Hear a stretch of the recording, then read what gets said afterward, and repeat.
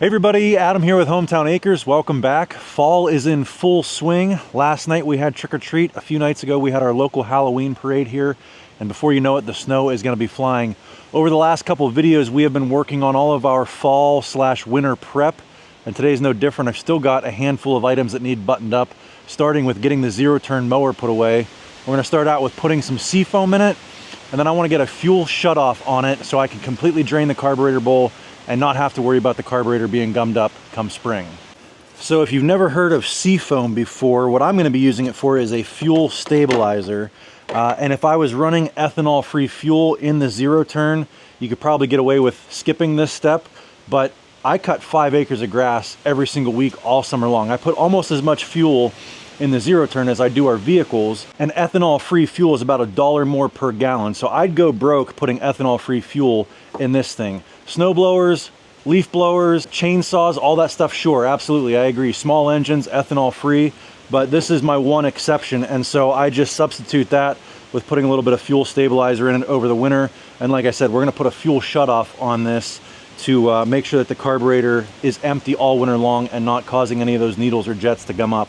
Now, this stuff here says to put 1 ounce per every gallon. This has a 7-gallon fuel tank, so I'm not gonna get any more scientific with it than this. Good enough. The other thing about this is it does say that you cannot overfuel, or I guess over adding this is not gonna hurt anything. So that's why, you know, if it did, I'd get out something to measure it with, but I guess if a little is good, more is better.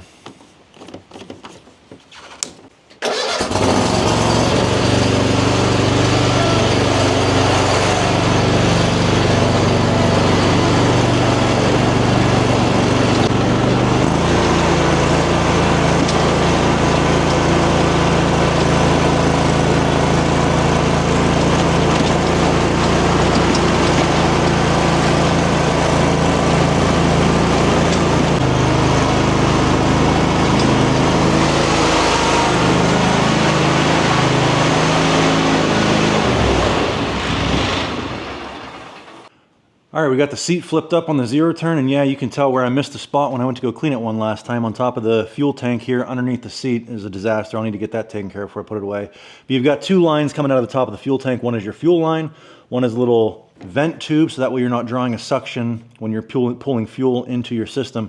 This is the fuel line that then traces right up to, there's a little fuel filter right here, and then that goes right into your carburetor right there. So all we're gonna do, this is like a $12 project. We're just gonna add a little fuel shutoff in line right here, a little ball valve that you know, you can leave the engine run, turn the fuel off, and it will run that carburetor dry and not let fuel sit in there all winter long. Here's a little kit that I got from Home Depot. Power Care's the brand, gas shutoff valve. We're not even gonna be using this hose. All we're gonna be doing is taking this valve here and a couple of squeeze clamps, cut the line on the mower, the fuel line on the mower, put this in the middle, put the clamps on, and we're done. All right, we're gonna start by taking a couple of vice clamps here and squeezing the fuel line where we're going to cut it. That way we could just avoid making as much of a mess as possible.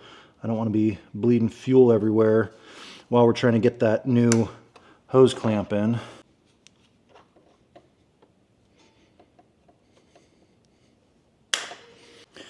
Now we are going to leak just a little bit of fuel, but those vice grips are going to keep us from leaking a lot of fuel. We're just going to take some tin snips, cut this fuel line.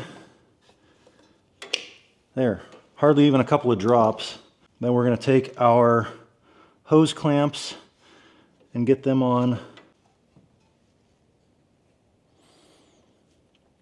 like that.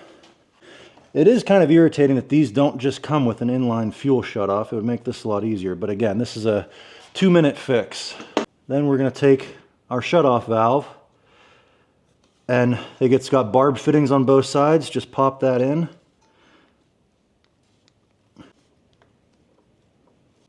Okay, one side is in. Get the other side.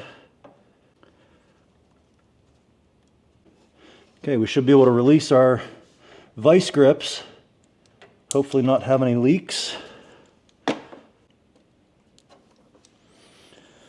And then we'll get our hose clamps in place.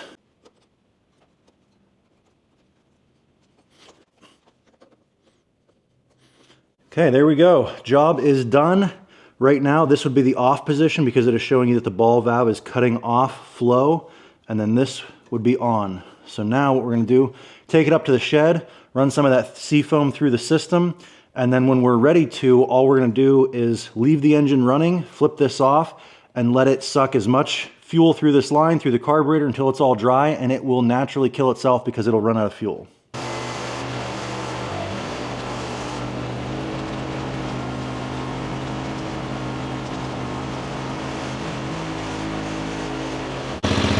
Okay, now instead of shutting the key off to turn the mower off, we're just gonna come over here, turn our fuel shut off, and it'll take it a minute or two for it to run through all that fuel and the engine will kill itself.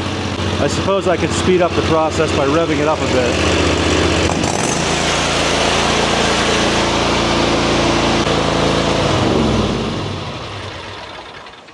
The entire fuel system on this side of the fuel shutoff should be completely dry now, with the exception of everything from the fuel shutoff back to the tank. Cheap little $12 fix to make sure that this thing is going to fire up in the spring when we need it. Speaking of fuel treatments and protecting fuel systems in all your vehicles, we actually met up with Hot Shots at the National Farm Machinery Show last year, and they sent us a little care package of some different things to try. So this is Hot Shots Secret Stiction Eliminator. This you add to oil. It's an oil additive. This is a FR3 friction reducer. This is also an oil additive. They recommend doing this with a fresh oil change. We've got, here's your fuel additive. This would be Diesel Extreme.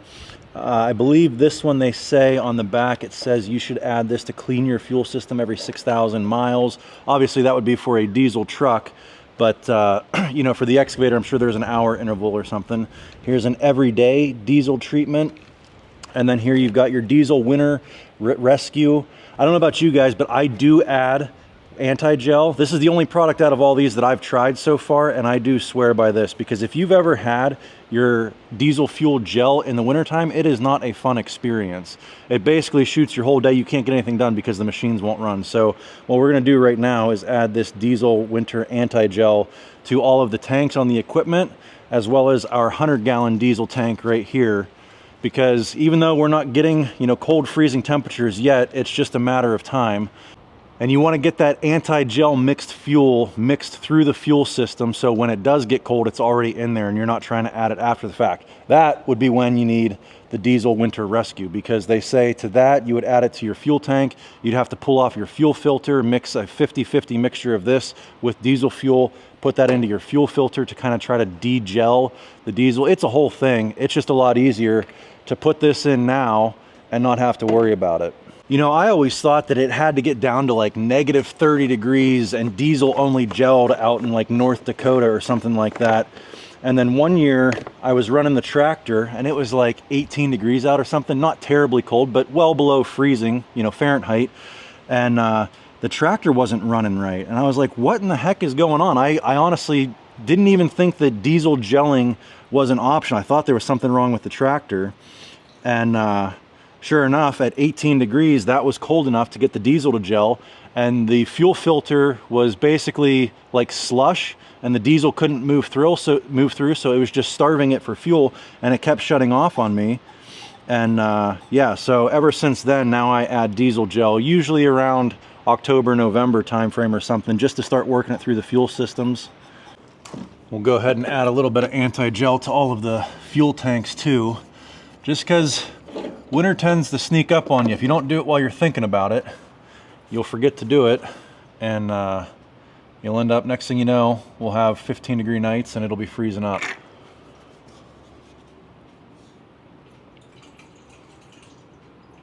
By the way, if you don't know how to use these kinds of bottles that have a pre-measurement thing on it, all you do is turn it on its side and squeeze. So you can see there's like a little funnel that goes here, squeeze, and it'll fill it up. And then on the front here, it shows you 0 ounces, ½ ounce, 1 ounce. So it's an easy way to measure while you're filling it up and not have to go get a separate measuring device.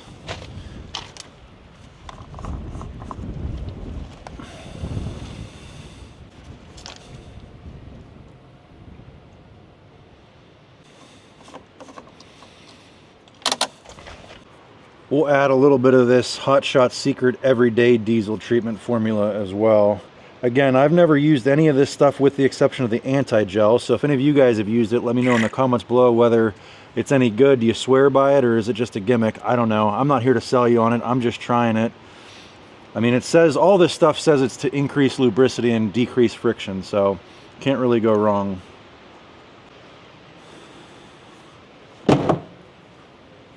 All right, we got our fuel taken care of, diesel and gas. Next thing on the list is we've got this bank back behind the house, kind of as a buffer between the house and the woods. It is too steep to mow with any piece of equipment, so we planted it with wildflower mix a few years ago, and in the fall we just come down here and knock it down, because right now it just looks like tall weeds and grasses, and we get it shaped up.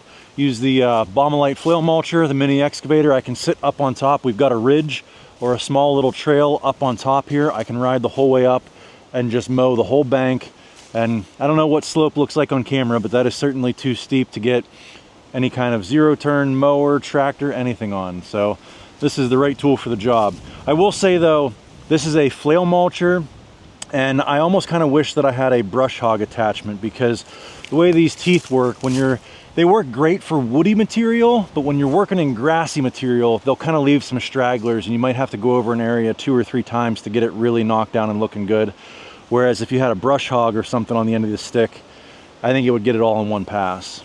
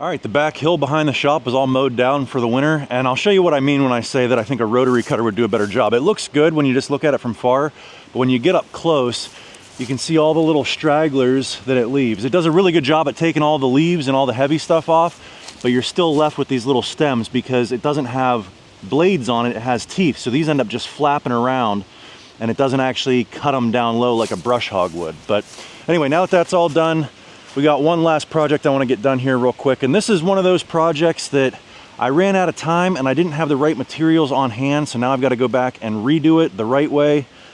It's just one of those things that sometimes you get in a rush and then you end up having to go back and do it, and it takes you twice as long because you got to undo what you did. But basically, at the time, I didn't have this big culvert pipe here. All I had on hand was this 8-inch piece of SDR 35, and I thought that would work good enough. But that's only about 14 feet long, and you can tell I needed a longer stick to make this little ramp going up to my building up there as wide as I needed it to be. So now we got to come in here, dig this out, get that pipe out of there. The other problem with this is it's not deep enough. So you can see when I dug this, again, it was a rush job, just got it in there, and I don't have nearly enough dirt sitting on top of this pipe. So if I keep driving on this with the tractor carrying IBC totes of wood, eventually I'm gonna crush that pipe because I don't have enough dirt to bridge over top of there, and all the weight from the tires of the tractor is going on 2 inches of dirt on top of that pipe. So again, dig this out, dig it down deeper so we can get more of a bridge of dirt over top of it. Because I gotta dig that down deeper, I've gotta redress this ditch, dig this all down deeper. So it's gonna be a little bit of a project, and once again, like always, we're in a little bit of a rush because the weather is turning. They're calling for rain in about 2 hours. So hopefully I can knock this out, get this all shaped back up, pipe in the next 2 hours.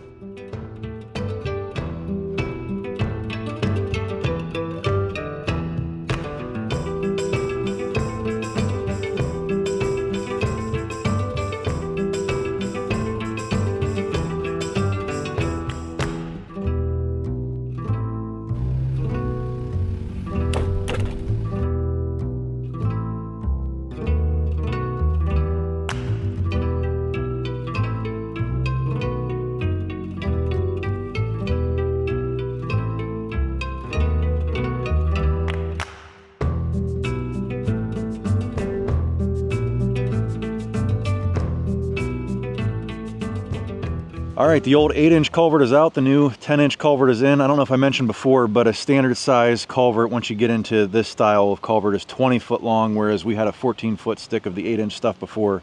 So that allows me to get a wider opening here, or approach up to the building up there. But yeah, this is gonna work out good. I've got it kind of tracked in here a little bit, but I'm gonna top dress this with gravel.